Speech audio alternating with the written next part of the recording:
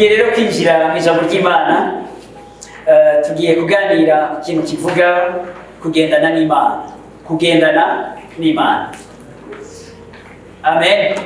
Kugendana n'Imana biravuga abantu bagendanye n'Imana. Ndabizi yuko umaze gusoma amajambo nk'aya ngo no wagendana n'Imana araheza arapfa. N'abandi benshi Imana iravuga ngo baragendanye n'Imana. Uyu munsi Imana iraduhamagara kugira ngo umwe wese muri twebwe abo umuntu agendana n'Imana. Kugendana n'Imana cyane kubana n'Imana nico Imana yategekanije ku mwana w'umuntu. Imana ishaka kubana natwe. Imana irashaka kubana nawe. Imana irashaka kugendana nawe. Irashaka kuba umuntu wayo, yamana nawe, ibana nawe. Uri umugabo, uri umugore, uri umwana, uri umusore cyangwa uri inkumi, uri umuntu Imana inyotewe kubona igendana nawe. Imana irashaka kugendana nawe. Irashaka kuba umuntu wayo. Ube umuntu yitiriwe izina ryayo. Ube idarapo yayo. Kandi nicaye ngaho nariko ndavyiyumvira. Aho ijambo ry'Imana rivuga ngo umuntu wese yarahawe kimwerekana ko mwere. Umuntu wese Imana ishaka kumurema, kumukora canke kumushikana ahantu abamuravye bamenya ngo urya muntu koko yitiriwe izina ry'Imana. Uhereye ibihe byose Imana ni nziza. Kandi ku bantu bose Imana ni nziza. Ku bantu bose ngira ngo cibitahura. Nawewe kuri wewe Imana ni nziza. Imigambi yayo ni myiza, ivyiyumviro vyayo ni vyiza, integuro zayo ni nziza, ibikorwa vyayo ni vyiza ku buzima bwawe. Ni nziza ku bantu bose. Ni nziza mu bihe byose. Ni nziza ku bintu byose. Imana ni nziza. Imana ni nziza, ikora vyiza, itegura vyiza, kandi uyu munsi muraza kubitahura bose. Haleluya. Ngomba tuze dutahuriye hamwe ingene Imana ni nziza kandi ikora vyiza gusa ku bakene no ku batunzi, ku mahazwa no kubahahaza. Imana ni nziza kuko abahahaza ibahamagarira imbabazi kugira ngo bave mu cyaha, kandi kubahahazwa irababuranira kugira ngo bave mu busha, kugira ngo bave mu gahahazo. Imana ni nziza. Amen. Hari ijambo ryo Kuvayo, igitabo cyo Kuvayo cya 23 uhereye ku murongo wa 2. Imana iri kwirerekana ngene twese dukwiye kwibuka ingene Imana ari nziza kandi taraba abantu ku rugohe. Kuraba abantu ku rugohe burataho. Inge tuhasome kugira ngo vyumvikane neza. Kuvayo cya 23 umurongo wa 2 havuga ngo ntimuzoherere ku ruhande rwa benshi bari mu nama y'ibibi, kandi ubushinga intahe mu manza ivyabona amasura. Ushinga intahe mu manza ntazoje iyo benshi bari bigatuma baca nabi urubanza, kandi ntimuzotsindanishirize umuntu mubitewe n'uko ari umworo. Aha biratwereka ko Imana idashigikira ikibi mu buryo ubwo ari bwo bwose. Haleluya. Naho benshi boba bahisemo ikibi, naho benshi boba bajanye n'inzira mbi, Imana ivuga ngo ntizofatanya nabo, ikabwira abantu bayo ngo namwebwe ntimuzoherere ku ruhande rwa benshi kandi bahisemo ikibi. Imana ni nziza. Isi yose niyabambi Imana izoguma ari nziza. Abantu bose nibahinduka Imana izoguma ari nziza. Abantu bose nibagira imitima mibi Imana izoguma ari nziza. Irera, ni nziza, iragororotse, irahimbaye, ni Imana y'igitangaza. Imana ni nziza. Ubu rero turagomba turaba ingene iyo Mana nziza twebwe nk'abantu ihamagara, ingene iduhamagara kugendana nayo. Icyambere, kugendana n'Imana bisaba kugira ingene wewe uyiteze. Ijya Mana uhamagara, ijya Mana usenga, ijya Mana witega, niyo Mana mugendana. Haleluya. Imana nziza kugendana nayo bigusaba kwitega Imana nziza. Birevuga ngo kura amaganya mu mutima wawe. Haleluya. Niba Imana koko ugomba kugendana nayo, akaba ari Imana uri kurahamagara. Ntube uwo muntu yitega ibyago, ntube uwo muntu yitega ikibi, kuko mu Mana nta kiriyo. Bibiliya ivuga gute? Bibiliya ivuga ngo ntimukiganyire. Mbega kwiganyira birasiguye. Kwiganyira ni ubwoba umuntu afise bw'ejo cyangwa bw'ibihari ibigomba bibi. Umuntu akagira ubwoba nkaho yiteze ko hahava haba bibi, cyane naho icyiza akeneye atacyahabaronka. Mbega si uko bimeze ga bene data? Umunyeshuri akavuga ati uyu mwaka sinzi ingene bizogenda, nibaza ko ntazomenya. Aragira amaganya kuko yumva yuko ari umwaka wo kunanirwa. Umudandaza akabona ibyiwe bigomba kugenda nabi, aragira amaganya tukabona ngo azohomba, ideni yasavye ntazoryishura, akabona ingorane imbere yiwe. Umuntu akumva imbere yiwe atakizogenda neza, aragira amaganya. Umuntu aragira amaganya kuko yumva umenga imbere yiwe hari urupfu, aratinya ko ubuzima bwiwe buri mwirinde kandi bubangamiwe. Amaganya yerekana ivyo umuntu yiteze, ivyizigiro vyinshi. Umutima wawe urafise ukuntu umeze uravye ingene ibintu bigiye kugenda, ingene ibintu bigiye kubandanya. Aleluya. Amaganya yerekana ikibi, yerekana ibyago, yerekana ibitagenda neza. Imana izana amaganya, Imana izana ubwoba, Imana izana kwihebura. Iyo si Imana nziza. Barize umuntu ari hafi yawe tuba witeze Imana nziza. Ugendana n'Imana nziza, usenga Imana nziza, urizeye Imana nziza, ukaba wizeye Imana nziza, uriteze ibyiza bizova mu Mana nziza, uriteze ibizororana bitewe n'Imana nziza ikuronderera kuroranirwa.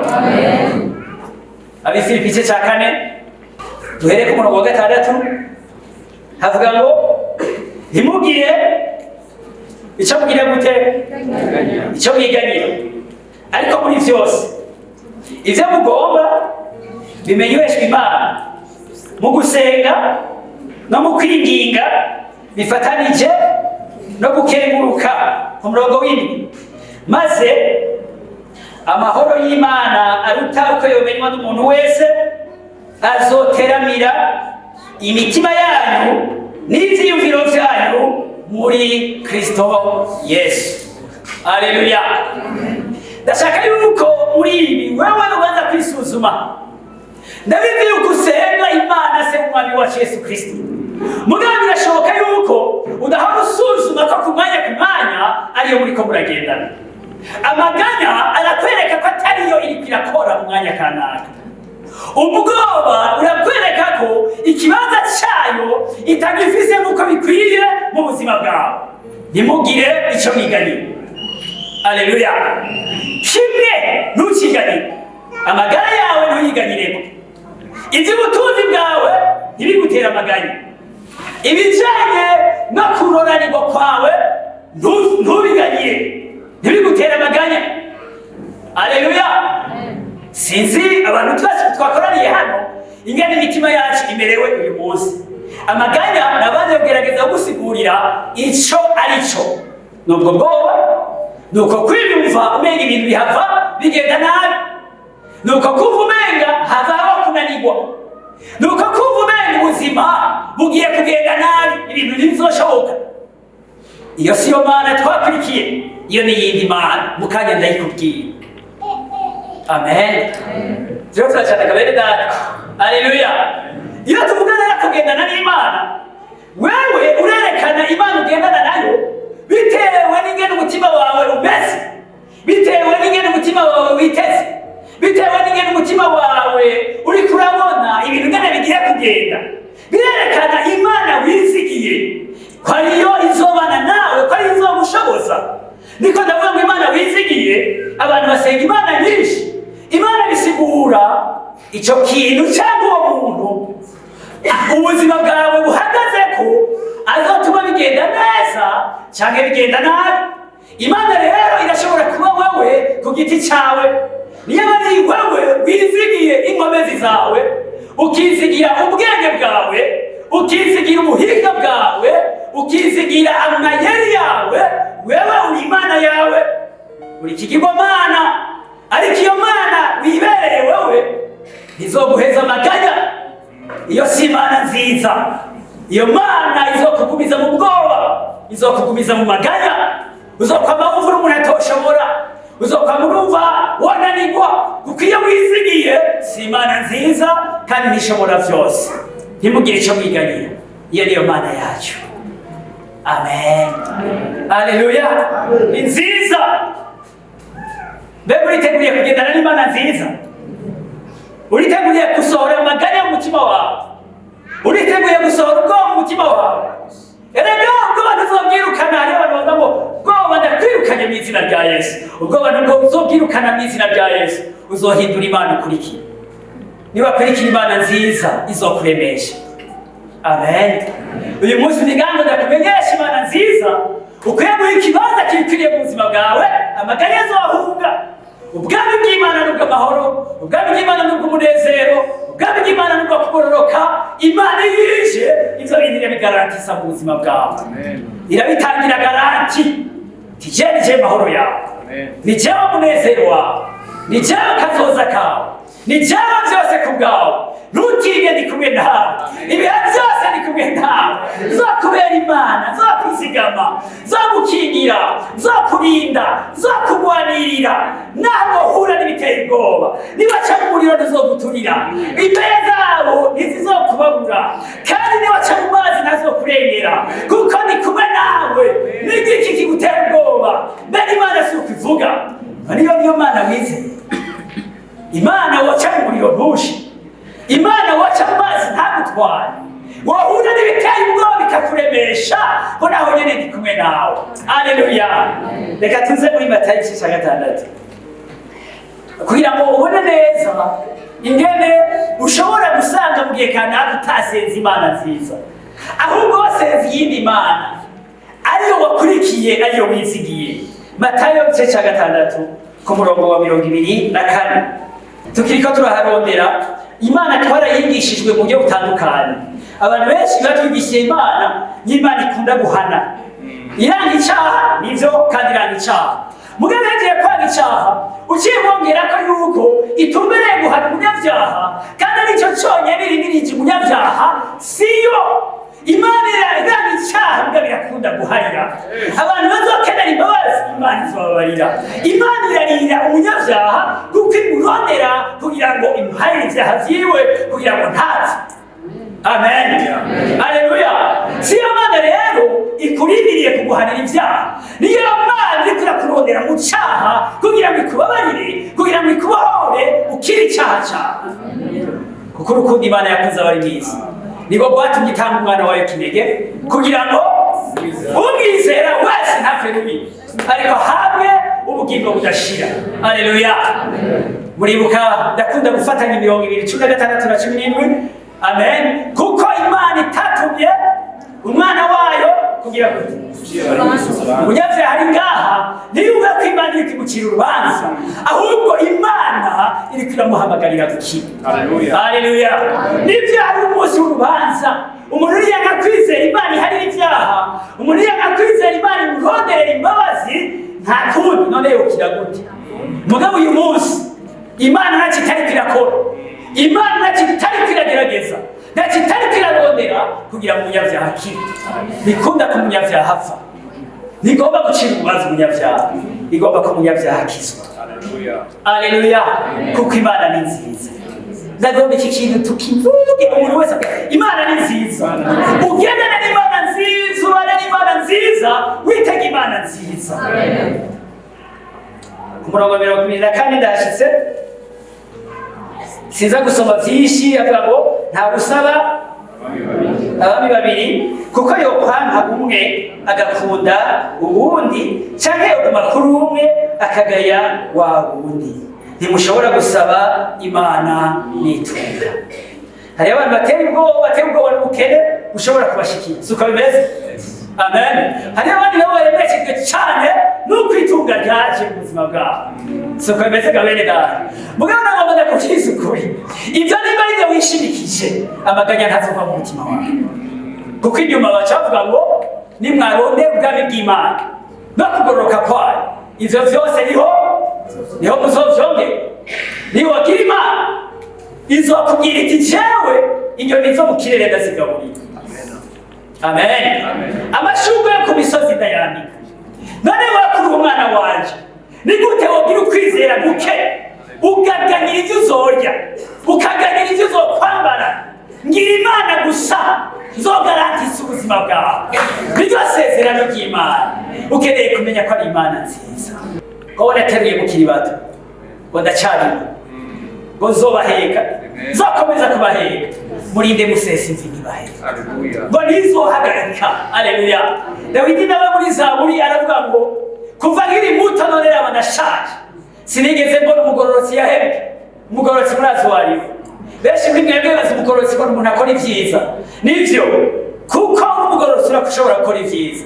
Mugabo umugororotsi nibutangurira ku byiza wakoze, uri umugororotsi ko wizigiye Imana nziza. Amen. Aleluya.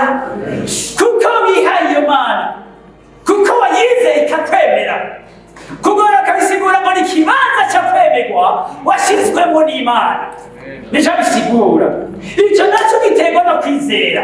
Kwizera ko Imana ari nziza, kwizera ko Imana igukunda, kwizera ko itoguheba, kwizera ko itoguta, kwizera ko itoguhemukira, kwizera ko igufashe mu kuboko kwawe, kuko Imana ari nziza. Amen. Aleluya. Ntutige, ntiwiganyire, ntiwihebure. Ayo niyo majambo yerekana ko wizigiye Imana nziza.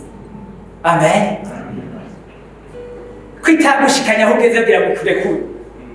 Iyi Mana iyo wayihaye umwanya iraremesha umutima wawe. Bibiliya ivuga ngo Zaburi ya 23, Uhoraho niwe mwungere wanje sinzokena, ambyagiza canya c'ubwatsi butotahaye, andongorera mu nzira zo kugororoka kubw'izina ryiwe.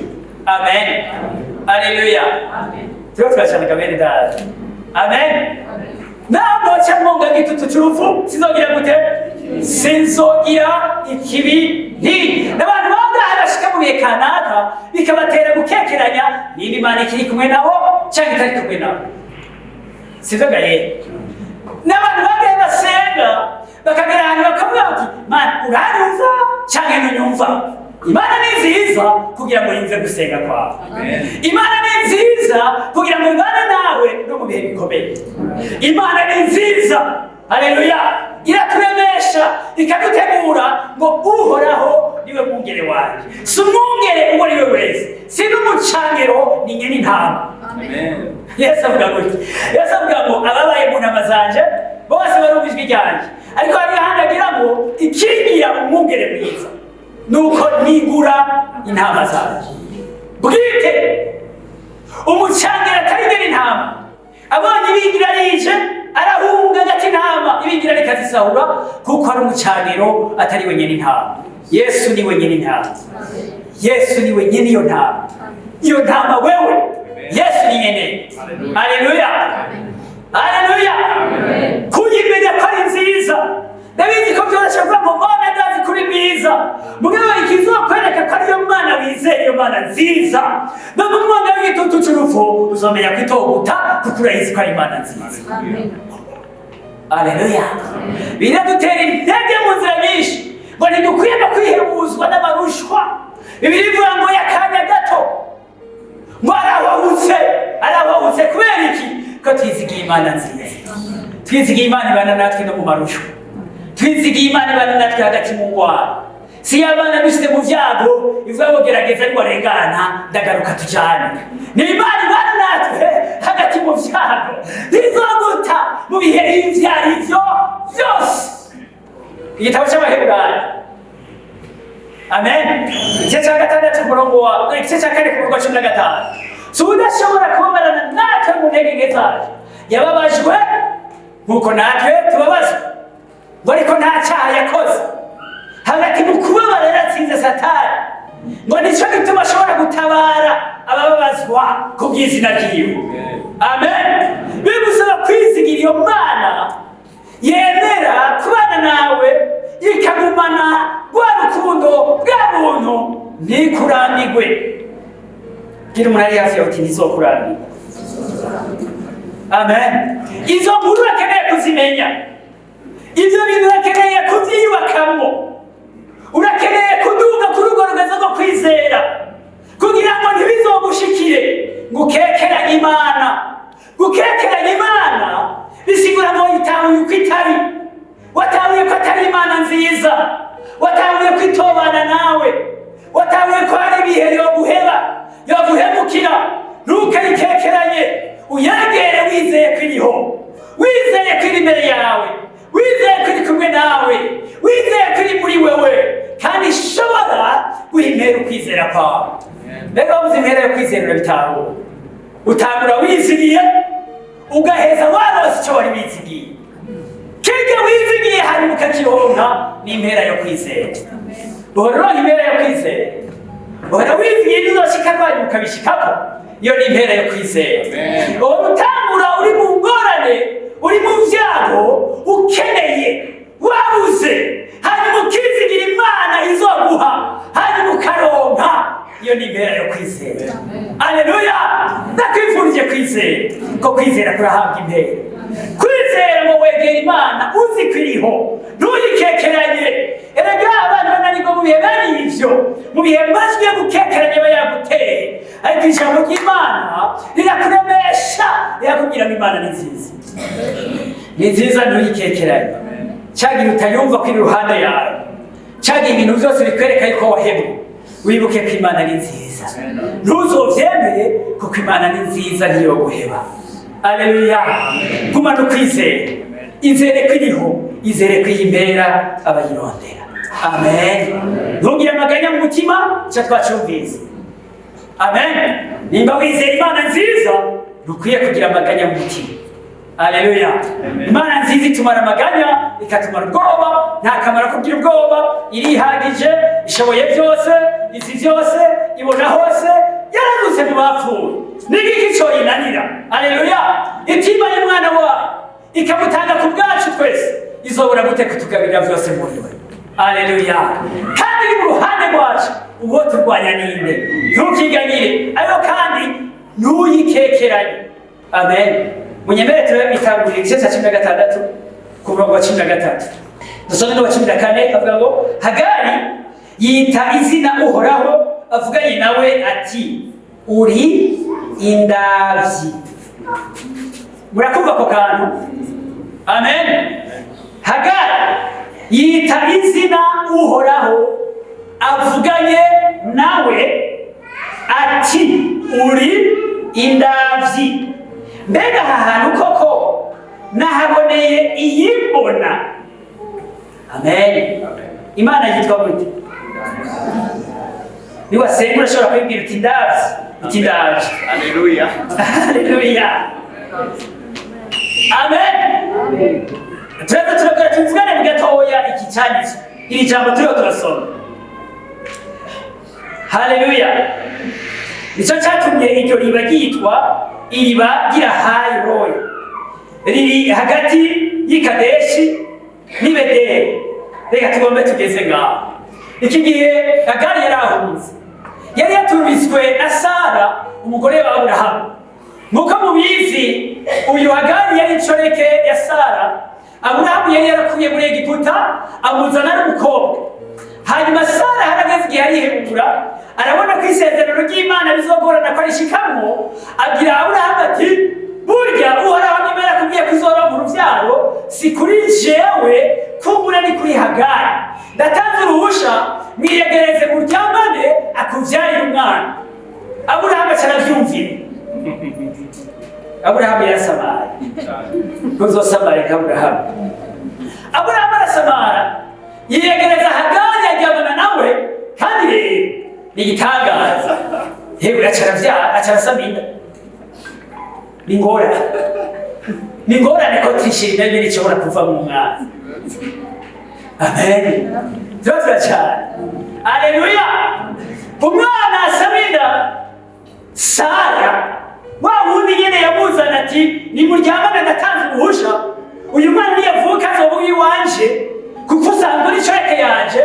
Wa wundi nyene bamwe bavuga ngo Hagari gace gatangura kugira ubwishime kakaza karaca iruhande ngo ya Sara gafise inda gatambuka kwa kundi kamubwira ngo wowe byaranse gaje byarakunze Sara gaca bimubaza rwose bibaye iminsi myinshi Sara aradundumirwa abwira Aburahamu ngo aka gakenge ngo sinashobora kuba ndakihanganira ndavuze mwirukane Sara aravuga ati mwirukane Aburahamu yarakunda Sara rwose amen ndakunda Aburahamu abandi bagabo bose umugore wa kabiri nibo baca bakunda uwakazi Aburahamu kandi muhezagiye haleluya Yesu ashimwe cyane amen hari abantu bavuga babyize basanze umugabo aduma arondera abandi bagore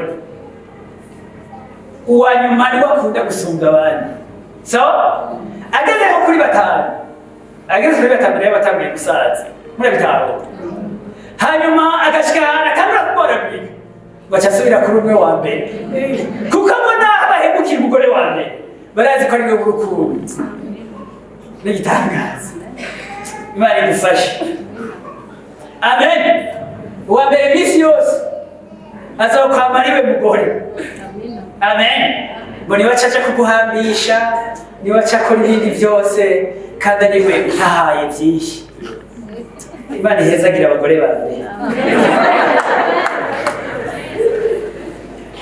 amen sigombe kuvuga ngo turemerewe bakabiri icyo nacyo navuze amen Imana ihezagira abagore b'isezerano bazi haleluya Sara rero aradundumirwa ati mwirukane aka gakenge gasigishoboye kukirukana Aburahamu ariyumvira ati yakukuri sindamwirukana afise inda y'umwana wenyine nizigiye kuzoronka nukuri sindamwirukana sindamwirukana murabizi mwese biragoye gutandukana n'ikintu ukunda sinaga bene data Aburahamu yarazi yuko mu nda yo kwa Hagari hari imbuto yiwe gutandukana niyo mbuto yiwe cyari ikintu kigoye ariko ubugombe bw'Imana burahambaye gusumba icyo dukunda haleluya hanyuma rero Aburahamu yavuye agenda gusenga Imana iramubwira ati ibyo Sara avuze bikore uyu mwana wicareke ntazoragwa hamwe n'umwana w'isezerano yaciye agenda mugabo ni mu nyuma iki gihe yerisha mu bya Sara Agari aremerewe cyane no guturubikwa acaratoroka aragenda murabizi mwese umuntu ahunze sikuvuga ngo aba yategekana iki yaje abahunze muri twebwe barabizi wowe uvuga gusa ngo ibyago binga ntumenya niba watumbere hariya cyane hariya uza kwiyumvira mu nyuma iyo uri butumbere ibyago bikwiruka ko utakibona hafi siko bigenda aca aragenda ashika mu bwarago arasonze sinzi umwanya yaragiye mugana izi ngendo z'iki gihe cya kera zari zigoye ntibibaze ngo dasite y'abantu aho yari imeze nk'uko twebwe tubibona nta na gatoya bashobora kugenda ibirometero n'ibirometero utigeze uhura n'umuntu sinzi rero niba yagiye umunsi wose cyangwa iminsi ibiri urugendo sinigende guhagaranye muri aka gahungu kitwa yarafye mu nda arumva ko ananijwe n'urugendo mu buryo budasanzwe amen arihebura arananirwa arica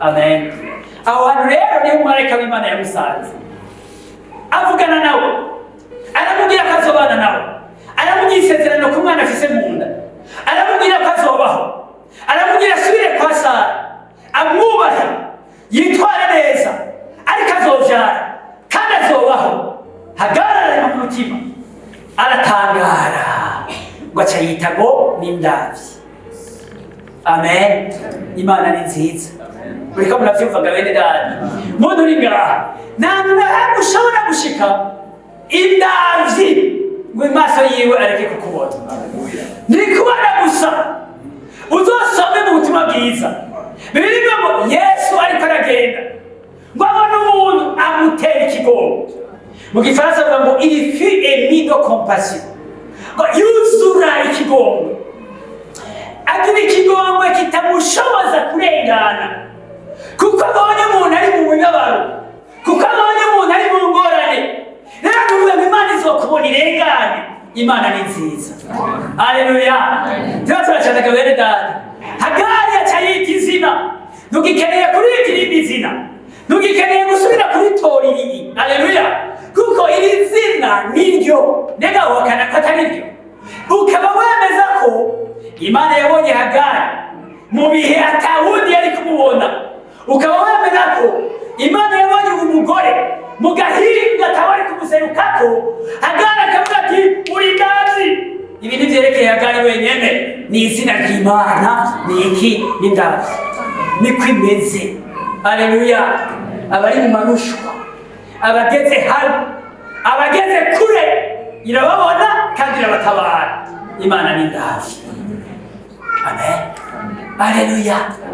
Tuyo twumvikanaga bene data, rero ubyizigire. Amen.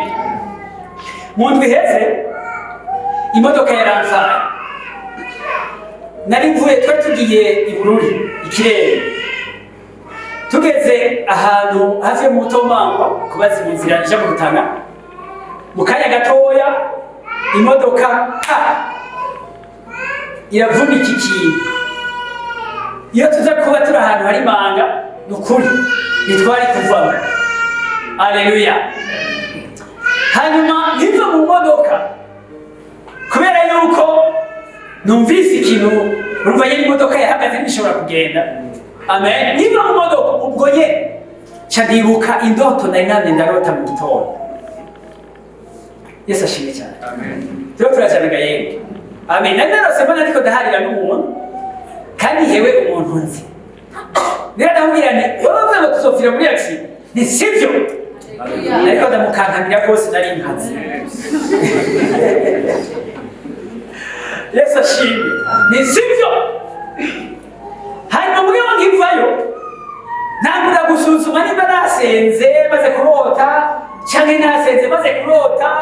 Hanyuma rero ndumva ko ngiye mu ruhande rutariko, ngomba kwizigira amasengesho yanje, ngomba kwiyagiriza bivanye n'ingene nasenze canke ngira ukwizera bivanye n'ingene nasenze. Ndabona iyo nyifata siyo ngize accident canke nayigize, Imana ni nziza. Nasenze canke nasenze, Imana ni nziza. Icyo nkeneye ubu nuko iyo Mana nziza ibyabaye inyuma y'ubu nyene n'akazi kavyo, ubu nyene ndashobora kwitega Imana nziza. Amen. Amen. Amen. Nibiragushikira mutangura kubona umenga ni Imana yakuretse kubera witwaye nabi. Biramaze gushika. Indazi. Amen. Itarazi umwana tumye Hagari ava muhira kwa Aburahamu, yaramusanze aho hantu, iramubwira ati ndakuremesheje, subirayo kandi uzovyara.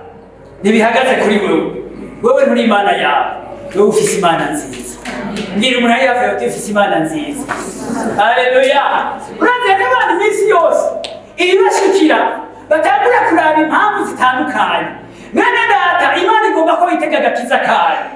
Nimba hari icyo utegeza gukosora, ikosore ku bw'ubu nyene na kazoza, kuko ntishobora gusubira inyuma ngo ubikosore ku bwa kahise. Suko bimeze?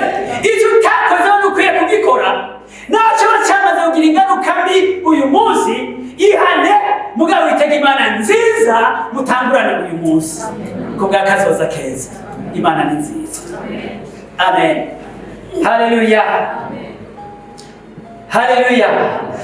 Iki Imana yacu ni Imana iturondera. Amen. Imana yacu ni Imana turondera. Amen. Nindazi mugabira turondera. Kuturondera si ukuvuga ngo yatubuza aho turi. Kuturondera bisigura ngo irafise umugambi wo gukora ibishoboka bigushikane aho igomba gushikana. Ni Imana iturondera. Muriko murabitahuraga yego. Imana yafise umugambi ku buzima bwawe, Imana yafise icyiyumviro ku buzima bwawe, Imana yazi izina ryawe, Imana yafise ukuntu igomba kubaho. Ivyo uravyumvaga yego. Imana yafise ukuntu ishaka ko wewe ubaho. Mbega uravyemera? Imana yafise ukuntu yategekanije ingene wobaho. Imana ni nziza. Haleluya. Yohana 15:16 havuga ngo nije nabatoranije, si mwebwe mwantoranije. Soko imeze ga bene dada, nije nabarondeye, si mwebwe mwandondeye. Amen. Reka turumvikana. Yeremiya 1:4 utaramu utarabubirwa mu nda nari ndakuzi, utarayivamo nari naragutoranije, naragushizeho kugira ngo iraturondera. Haleluya! Imana iragira gute? Iraturondera. Ugomba kubeshaho n'ivyiyumviro vyawe, ugomba kugira imigambi yose, hanyuma ukayemeza kugira ngo bari uzogenderamwo uracari kure kandi uzoruha. Haleluya! Bwana akavuga ngo uhejeje gutegura, cyangwa ko ngo Imana niyo bishaka, kuko ivyo wateguye hari igihe wasanga bidahuye n'ivyo ishaka, ariko hariho ivyo ishaka, hariho ivyo ishaka kandi bikwiye kurondera ngo bikujanemo, kandi ivyo ishaka ni vyiza. Amen. Bene data, ndashaka intahe bene iyo dimanche izi umuntu azovuga ngene Imana yamurongoreye mu vyo ishaka, igihe yagombye gukora ivyo idashaka ikamugarukana, hanyuma agaca asanga vyari bitondetse. Erega hari usanga vyari bitondetse, sibega bene data? Hari igihe usanga vyari bitondetse, hari igihe usanga utatanguye ukaca ubona uronse igikwirikira, hanyuma ukaronka igikwirikira, hanyuma ukabona n'igikwirikira, kuko Imana iraturondera, yaradutoranije, yaragize umugambi ku buzima bwacu, irafise ngene yabiteguye, iriko irarondera ukuntu itujanayo. Rimwe na rimwe ico kiratugora kumva, ariko reka twuguruke imitima yacu tuyemerere, dutume iyo Mana nisabe yibwira uti ndazi kuri kurandondera, uyu munsi niteguye kwitaba. Haleluya! Haleluya! Kuko irafise ukuntu yateguye ubuzima bwawe, yaragize imigambi hejuru y'ubuzima bwawe. Reka uravyemera? Uravyemera kamwene dada? Amen. Nukuri hari ivyo yateguye kandi hari ivyo iriko irakora. Haleluya! Emera, tambuka, Imana izorongora intambuko zisigaye. Hari ukuntu yateguye ubuzima bwawe. Nibyo birashoboka yuko bidahuye nuko wowe wabishaka, birashoboka yuko igomba gucisha ahantu utigeze wiyumvira ariko woca, cyane birashoboka ko umenga birakurengeye, nubibereye, birakuruta, ariko emera kuko Imana ni nziza. Ni Imana iturongora kandi idutunze. Amen. Ni nziza kugira ngo idutunge, ni nziza kuburyo ishobora kukubeshaho, ni nziza kugira ngo ishobore gutuma ubuzima bwawe bubandanya kubaho, kumererwa neza, kandi ubuzima bwawe bubandanya gushika aho Imana ishobora gushikana. Itanguriro 28 umurongo wa 20 n'uwa 22. Yakobo asezerana isezerano ati, Imana niyabana nanje ikanzigamira muri uru rugendo ndimo, ikampa iki? Ivyo kurya n'iki? N'ivyo kwambara, hanyuma nkazosubira kwa data ngira amahoro, Uhoraho azoba Imana yanje. N'ibuye nshinze ko inkingi rizoba inzu y'Imana, kandi ku vyo uzohoruma vyose sinzobura kuguhamwo icicumi. Amen. Amen. Majambo magufi, aya majambo Yakobo ayavuze ryari? Ayavuze Imana yajeje kumwereka ko ari ndazi nayo nyene. Yarageze ahantu mu gahinga rushe, ava kuryama yiseguye ibuye, hanyuma Imana imusangaho. Ntiyaravyiteze Yakobo. Yakobo yari yihebuye, yarazi yuko avuye mw'iragi rya se, yarazi yuko yirukanywe, nta cizigiro yarasigaranye, ariko indavyi imusangaho. Amen. Ivugana nawe, iramusezeranira iti nzobana nawe, nzogutunga, nzokubeshaho. Yakobo aravyumva, aragira n'ukwizera, aca asezerana isezerano. Aya masengesho mumva yasenze ntabwo ari ivyifuzo gusa, ahubwo ni n'ivyo Imana yari yagiye kumwemerera. Yakobo nawe agira uruhara rw'ibonemera ati nanje nzobana nawe muri iyi nzira. Ni nziza kuburyo ishobora kukubeshaho, ni nziza kuburyo ishobora kugutunga. Ugiye kuraba Yakobo ubuzima bwakurikiye, naho atarazi bizomubako, Yakobo yaragize umugisha. Yakobo yarabanye n'Imana kwa arabanye. Yakobo ivyiwe vyarungutse, Yakobo ivyiwe vyarateye imbere. Yakobo si ivyo gusa, yararutse muri iki gihugu, kandi iki gihugu cyarabaye iciwe. Yakobo yararondose, Yakobo ubuzima bwiwe Imana yarabushikanye kure. Haleluya. Ndarangije tuvuga ngo Imana ni nziza kuburyo ishobora kukubeshaho. Haleluya. Amen. Haleluya. kugira ngo ugume uvyibuka vyose. Imana ni nziza bidutera kutagira amaganya. Witeze Imana nziza ntugire amaganya, ntiwiganyire. Igihe uzokumva amaganya uzumenye ngo hari ico muze mu kwizigira Imana nziza. Rondera Imana nziza izokubara amaganya.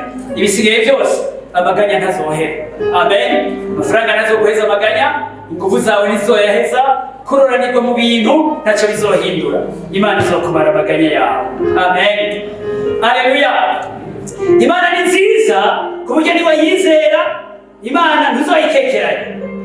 Ntuzokekeranya Imana, uzomenya kuri kumwe nawe mu bihe byose. Imana ni nziza kandi ku buryo uzoyisera wizigiye ngo irakwishura. Imana ni nziza kuko ni ndavye. Aho wibaza ko ataho utabara, aho wibaza ko ataho usanga, aho ugeze ukibaza ko ataho hashika, Imana ni ndavye izohagusanga kandi izogutabara. Haleluya. Amen. Imana ni nziza kuko iraturondera. Yaragize umugambi, yarawuteguye, yarawubatse, izokora ibintu bituma winjiramo. Imana yarateguye ubuzima bwawe bwiza. Imana yarateguye iherezo ryawe ryiza.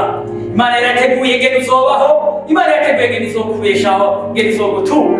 Iriko irakurondera kugira ngo bikwigizemo. Haleluya. Imana ni nziza kuko ishobora kukubeshaho. Izokubeshaho aho ugeze hose nta ngorane. Birashoboka ko atana kimwe gisigaranye. Yakobo yari afise inkoni, yari afise n'utuvuta twa elayo. Ivyo nivyo bishobora kumubeshaho.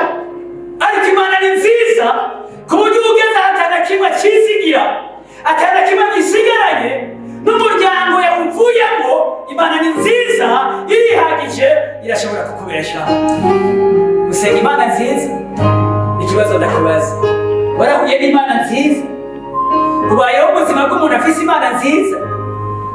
Ibyo uhura navyo ntibihora bigutera kumva ko umenga yagutaye, yaguhevye?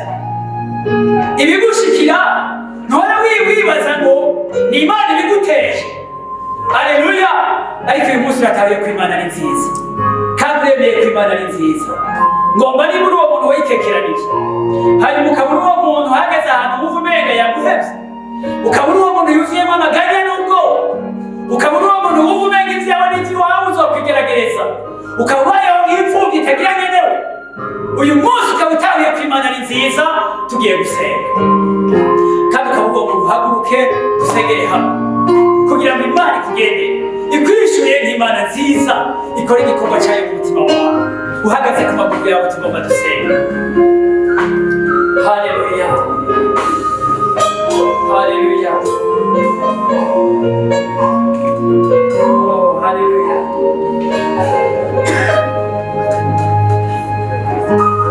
Haleluya. Yatugirire amaganya y'umutima wawe, uyibwire ubwoba bwawe, uyisabe igendere mu mutima wawe, uyitumire kugira ngo koko ibe Imana yawe. Ihindure umutima wawe ukundi, ugire ukwizera kuzima yuko Imana ni nziza, ari ndavyi kubona, iri hafi yawe, ari Imana ishoboye kukubeshaho. Naho yohera mu busa yoshobora kugutunga kandi ikakubeshaho. Imana nziza ni Imana igororotse. Si Imana izogukorera ikibi, ni Imana izogukorera ibyiza gusa.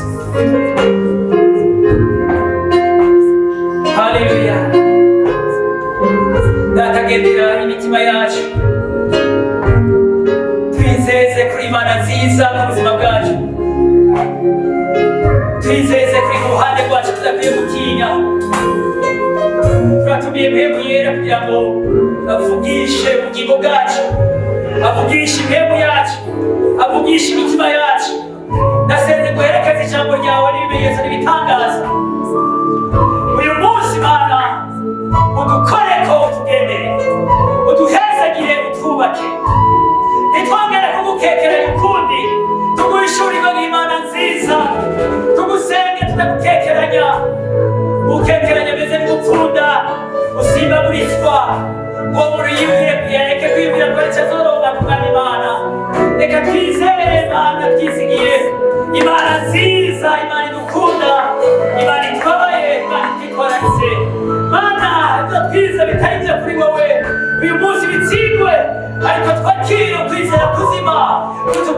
Imana ni nziza no muri ibi bihe nyene bene data bariko baracamo ndasenze ngo bagendere kugira ngo bafanye nk'indavyi ushobora kubasanga muri vyo ukabakuramo ukababeshaho uhereye mu busa kuri Imana yihagije kuri Imana ikomeye ndahezagiye buri wese kugira ngo kwizera gukomezwe ukwizera gushikame umuntu wese aronke kwemyera no kurongora kugira ngo atahura Imana nziza agendane n'Imana nziza akorera Imana nziza yubaha Imana nziza kandi nziza mu bihe byose icyubahiro kibe kwawe imizina Yesu dusenze amen. Utibage gufyonda kuri subscribe inonzogera no kuri tute kurikirana ikiganiro kuri Solocom TV1.